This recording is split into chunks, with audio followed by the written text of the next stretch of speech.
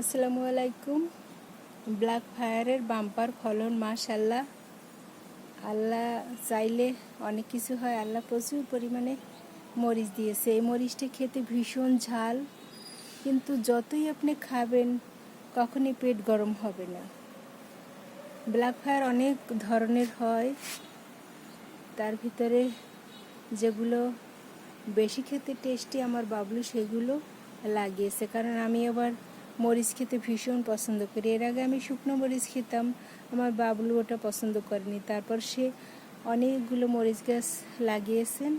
এখন কাঁচামরিচ খাচ্ছি, আর কাঁচামরিচ খেতে তো ভিটামিন সি আছে, কোলেস্টেরল কমায়।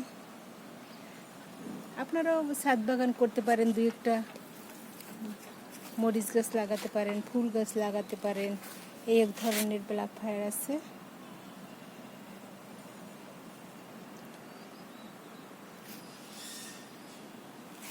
এক ধরনের অলংকার মরিচ আছে, আবার সাথে ক্যাপসিকামও আছে। এই যে ক্যাপসিকামও হয়েছে।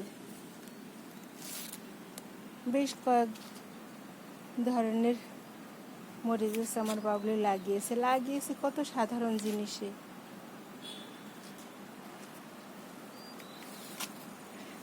এগুলো মায়ের জন্য লাগিয়েছে কাঁচামরিচ। এই যে